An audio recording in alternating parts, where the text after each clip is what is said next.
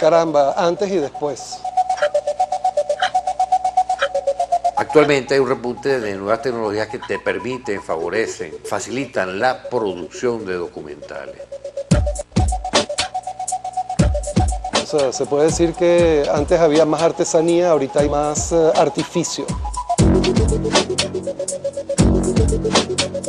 El hecho de que las camaritas sean tan baratas y que la tecnología esté tan al alcance de todos no siempre es una cosa positiva, ¿no? Indudablemente podríamos estar ante una revolución, por decirlo así, desde el punto de vista de la tecnología. Hay una posibilidad de que una mayor cantidad de personas se puedan dedicar a la producción, tanto audiovisual como del campo del documental, porque los costos han bajado muchísimo. Bienvenido el desarrollo de la tecnología porque ha democratizado la utilización de la imagen. Realmente para mí el video fue una transformación, sobre todo a nivel de entrevista. Y bueno, y a nivel de que tú cargas tu camarita todo el tiempo y cualquier cosa que pase tú la puedes grabar, ¿no? Pero no necesariamente esa democratización de la utilización de los medios ha conllevado mayor rigor.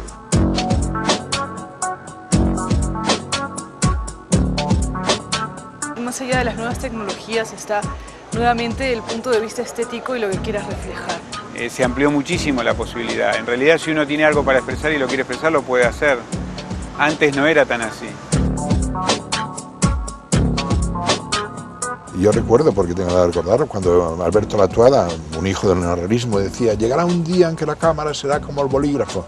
Pues ya hemos llegado, ya está, ya la cámara es como el bolígrafo, ¿no? El problema cuando las cosas son fáciles de hacer es que hay que hacerlas más en serio. Que ahora sea más barata una camarita Sony en el mercado no implica que vamos a hacer más y mejores documentales.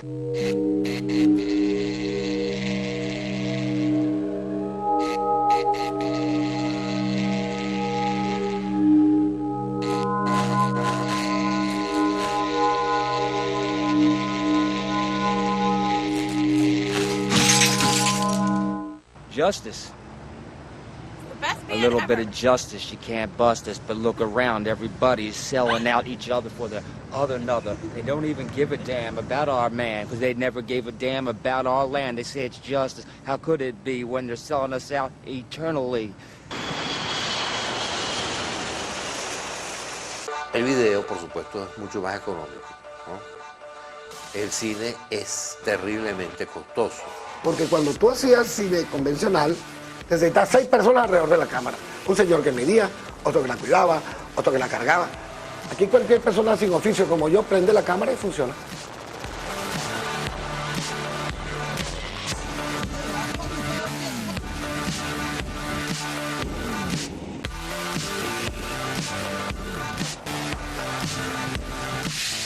Eso permite no solamente una expresividad mayor porque tiene más instrumentos a la mano, sino que el hecho de poder grabar a una persona durante 2 horas, o por ejemplo lo que estamos haciendo ahorita, podemos ir como profundizando y la persona puede expresar muchísimas más cosas, de las cuales a lo mejor lo que tú sacas, que puede ser 2 o 3 minutos, puede ser más rico que si tú me dices: mira, en 3 minutos por favor explícame tal cosa, ¿no? El factor positivo es que se han abaratado muchos costos, se puede tirar más material. Creo que particularmente para el documental es muy importante que existan cámaras como esta que están usando, que tiene uno acceso a ella medianamente, y además en el momento que ya la tiene uno, grabar o hacer la película no es tan costoso porque uno puede tirar mucho material, que en el documental siempre será la gran barrera. Hace algunos años, cada vez que uno iba a prender la cámara, lo tomaba con mucho cuidado, es decir, planificabas con mucho más atención lo que estabas haciendo. ¿Por qué? Porque es que el rollo de 16 milímetros era muy caro. Yo extraño un poco los tiempos en que había que juntar hasta los últimos centavos para llegar a ese laboratorio, por ende no podías equivocarte.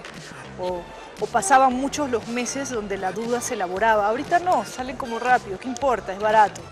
Por eso es que en el cine está cámara, acción y el corte. Y del corte lo gritan durísimo. Corte, porque la película se lo está yendo.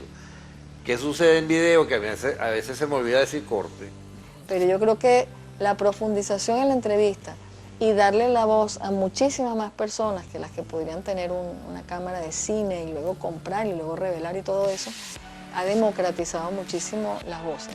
Se podía discutir si eso es bueno o malo. Bueno porque hay un derroche y una riqueza de material, pero quizás malo es que nos quita esa obligación de ser concreto. Porque nos hemos encontrado casos de que de repente terminas de hacer un documental con 80 horas. Porque bueno, como tienes todo el material del mundo, bueno, ruedo todo el material del mundo. Y aquello se te convierte en un pastel tremendo, porque al final de cuentas, bueno, el sufrimiento lo vas a tener en el montaje. El cine documental de ayer y de hoy, lo esencial, el trabajo serio, la investigación, la planificación, para un buen resultado, sigue siendo tan complicado ayer como hoy. Que sepa echar el cuento, no.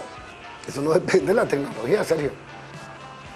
Tú puedes ser un burro digital o un burro analógico.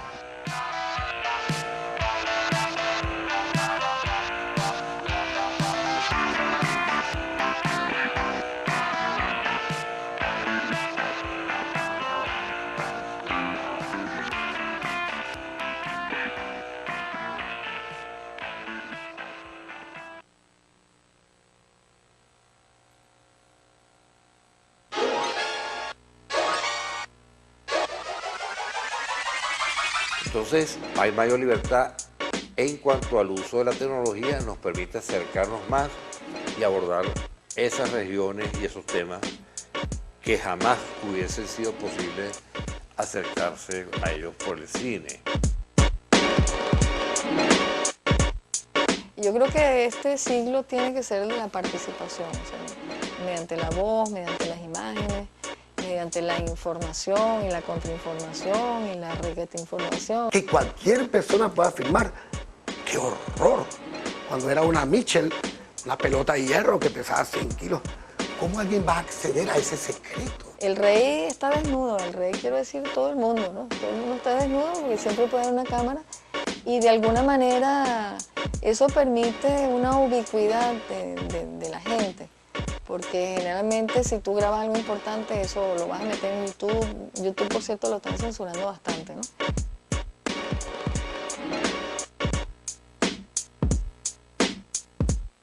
My name is Foxy.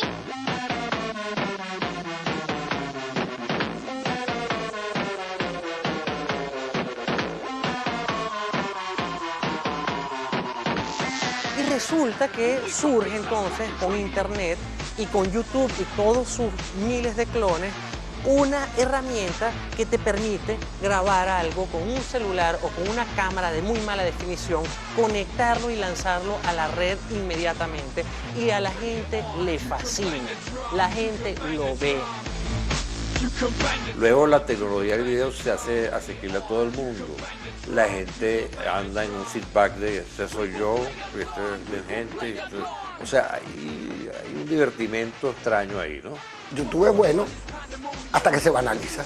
También tiene la inmediatez y la facilidad, a veces produce un facilismo en el cual tú crees que con poner una cámara y grabar unas cosas y después meterla en la computadora y meterle una cantidad la mayor cantidad de efectos posibles, vas a hacer una obra de arte. Insisto en que la coexistencia y la convivencia de formatos es lo que va a prelar, pero no asustarse porque a alguien se le ocurra hacer una película, incluso un largometraje, con la cámara de su celular.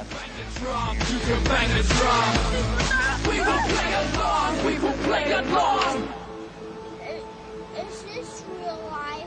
I feel funny. I have 2 fingers. I can't see anything. Why is this happening to me? Leave Britney Spears alone right now. Hay demasiadas necesidades en YouTube, entonces tú le pierdes el interés. Pero YouTube es un milagro.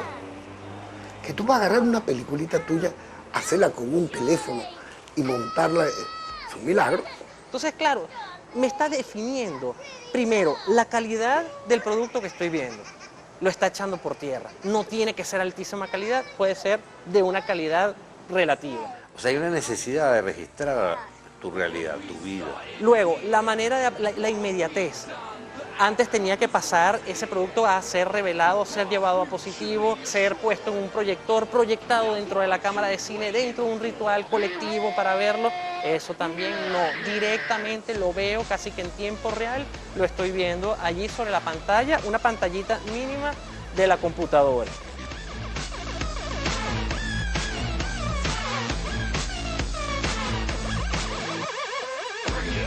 You can bang the drum, you can bang the drum. You can bang the drum, you can bang the drum. Bring it on. You can bang the drum, you can bang the drum. We will play along, we will play along. Bring it on. You can bang the drum, you can bang the drum. Bring it on. You can bang the drum, you can bang the drum. Bring it on. You can bang the drum, you can bang the drum. Bring it on. We will play along, we will play along. Pero yo creo que es importante que cada quien se pueda sentir reportero, al menos, de la realidad, ¿no? Y sienta, y eso de alguna manera lo activa y lo hace incidir en esta realidad, ¿no? Entonces, ¿qué ocurre? Ocurre que la facilidad de producción de imágenes documentales es tan grande, la inflación es tan grande, que ha devaluado el género, ¿no? Estamos hablando de que perfectamente podemos hacer ahora cine para ser visto en internet o cine para ser visto en la pantalla de mi celular. ¿Qué significa? Significa que la sobreoferta supone una devaluación, y devaluación significa una deslegitimación desde el punto de vista industrial, es decir, que el documental ya no es interesante.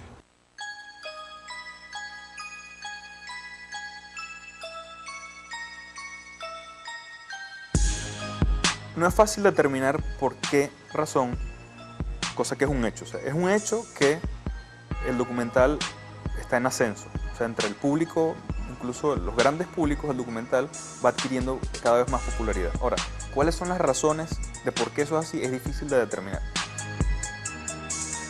Bueno, sin duda hay un gran boom de cine documental en el mundo entero. Antes, en el año 50, 60, el cine documental existía porque no existía la televisión, entonces la única forma de registrar la realidad era el cine, y se hacía también magníficos documentales, pero después ese interés por el cine documental se desplazó a la televisión.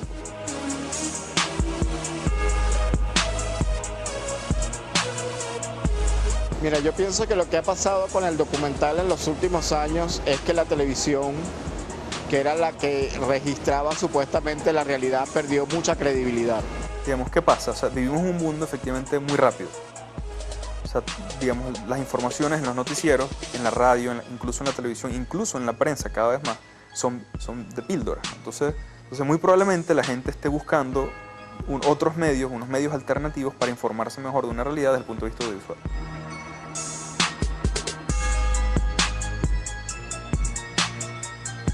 Yo creo que tiene que ver un poco con política, obviamente.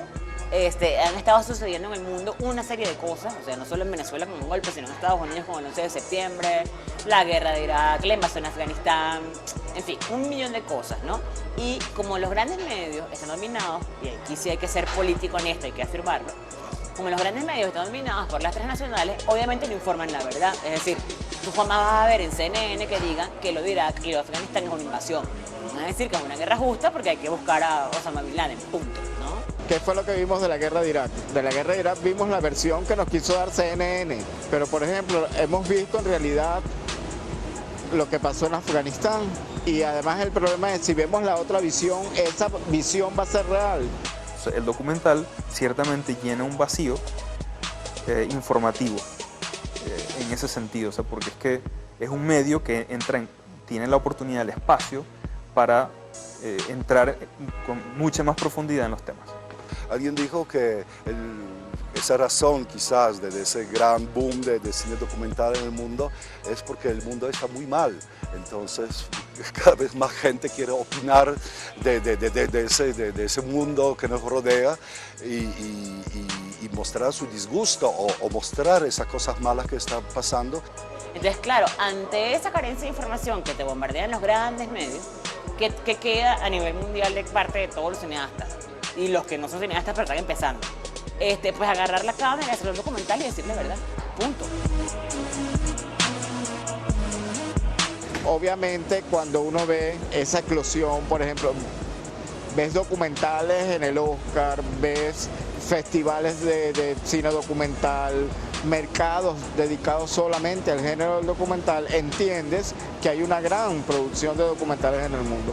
Por una parte ha suscitado un gran interés intelectual y cultural en las universidades, hay cursos, hay másters, se publican libros sobre cine documental, hay congresos de cine documental, pero asimétricamente a ese interés cultural por el documental ha correspondido una deflación en el sector del negocio como género paria porque es sobre oferta equivale a devaluación.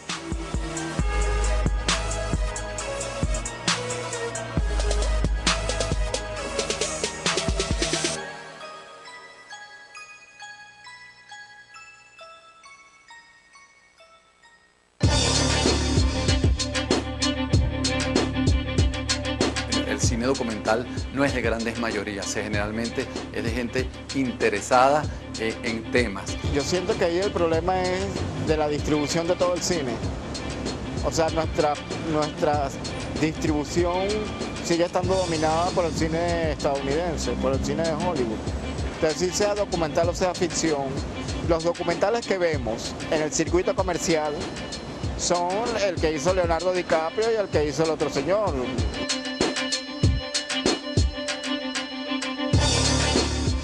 Grandes problemas de distribución dentro de Latinoamérica que es casi insólito. Estamos en un continente que casi todos los países hablamos el mismo idioma y tenemos tantas dificultades para informarnos, para intercambiar esos mensajes que están produciendo. Todavía no hemos logrado recuperar para el cine nacional, sea de ficción, sea documental, cuotas de pantalla importantes, ¿no?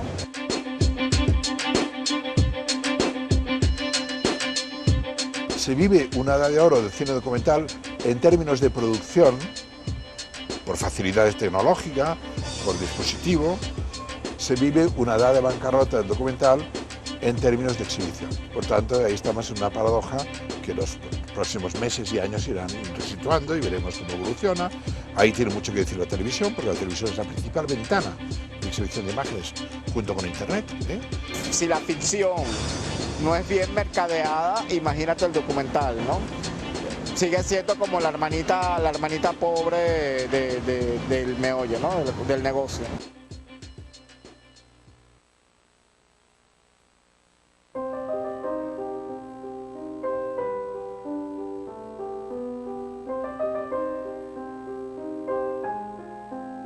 En cuanto al panorama actual, hay varias vertientes que yo creo que son dignas de dedicarse un poquito.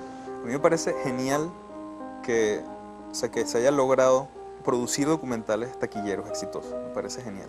Por supuesto que si hacemos un documental sobre las matanzas de los soldados norteamericanos en Irak, eso no se va a vender a gran masa, porque eso no es lo que maneja la industria. La industria maneja, bueno, qué bonito, unos pingüinos, que es una maravilla documental además, ¿no? Unos pingüinos que son excelentes padres.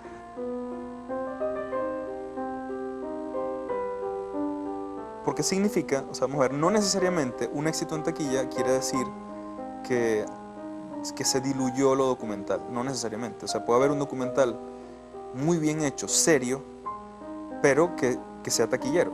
Y después, bueno, aparecen distintas formas de contar, ¿no? Desde los documentales más televisivos o más ligados a ese medio y los documentales más de autor que están más en lo híbrido entre la ficción y el documental. Por un lado, yo creo, me parece ver que hay una tendencia que es a hacer un cine ensayo o un cine de autor que son los herederos, digo yo, de Chris Marker, ¿no? De Agnès Varda, de Chantal Akerman, de Alain Resnais.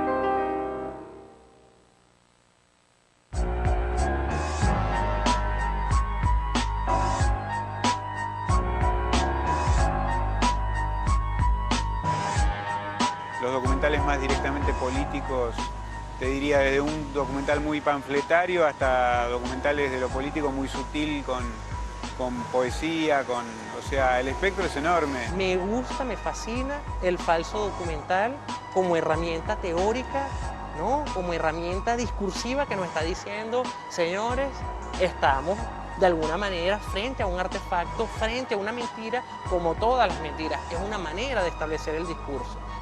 Cónchale, el documental en esta época puede tener distintos planteamientos. Yo los veo de distintos enfoques, de distintas perspectivas, ¿no? Es decir, una cosa es el documental en relación al documental histórico, otro puede ser el documental recreativo, otro puede ser el documental informativo. Hasta ahora creo que Cloverfield, que es una película bastante masiva, es la única película que está de alguna manera planteando eso. ¿Cómo yo hago una película de ciencia ficción disfrazada de documental? ¿O cómo hago yo un documental comunicado con un cine de ficción que parece ubicarse al otro extremo absoluto del espectro?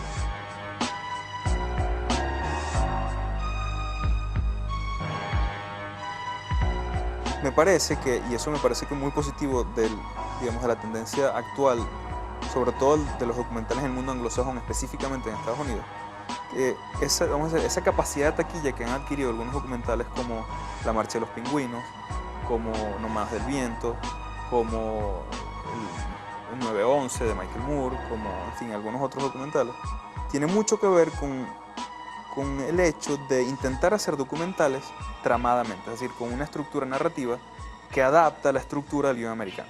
Donde encontraría una figura descollante como sería Michael Moore, es ese documental que se ha convertido en el nuevo paradigma de lo que debería ser y de lo que es el documental. El cine, sobre todo el cine de taquilla, por muchos años ha sido fundamentalmente un cine de ficción. Entonces, como ha pasado muchas veces en la historia con otras ciencias, con otras artes, puede haber golpes de péndulo, es decir, que las audiencias estén como cansadas de cuentos de hadas, por decirlo de algún modo, y quieran tener realidad, pero presentada, o sea, verla de un modo cinematográfico. Se tiene que convertir en la nueva referencia. Si alguien tiene que hacer un documental, se tiene que parecer a esto, que es un señor que nos lleva de la mano, que sea un showman muy carismático, muy retador, muy irreverente y que me vaya contando, siempre guiado de la mano, de qué malo y qué equivocados están los demás que no piensan como yo.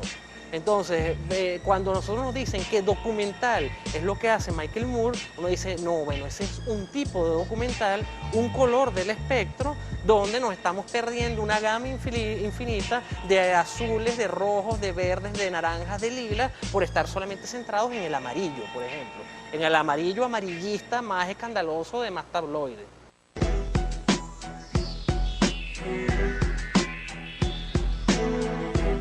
Otro síntoma interesante de esta crisis son los llamados reality shows, la telerrealidad, ¿no? De hecho, la televisión crea el reality show porque siente que el documental le está haciendo mella. El reality show ha tenido un efecto perverso de prostituir el género documental, porque es un pseudo documental, ¿no? Porque además, como sabéis, como no es un secreto, que aunque es verdad que tiene un componente documental, hay unos guionistas detrás, que asignan roles, ¿eh? Y tú te acuestas con fulanita, y tú le desprecias a menganito, ¿eh? Por tanto, es un falso documental degradado. Es la banalización de lo cotidiano. Y demuestra efectivamente que el público es voyeur. Lo que sirve, nos habían enseñado de niños que mirar por el ojo de cerradura es de mala educación. Nos han dicho, niños, no se mira por el ojo de cerradura, esto no se hace. Bueno, cuando nos han bendecido, nos han legitimado, no, usted puede mirar por el ojo de cerradura sin ningún sentimiento de culpa. Oiga usted, está invitado a mirar por la cerradura. Pues bueno, al final ha sido una entropía desastrosa.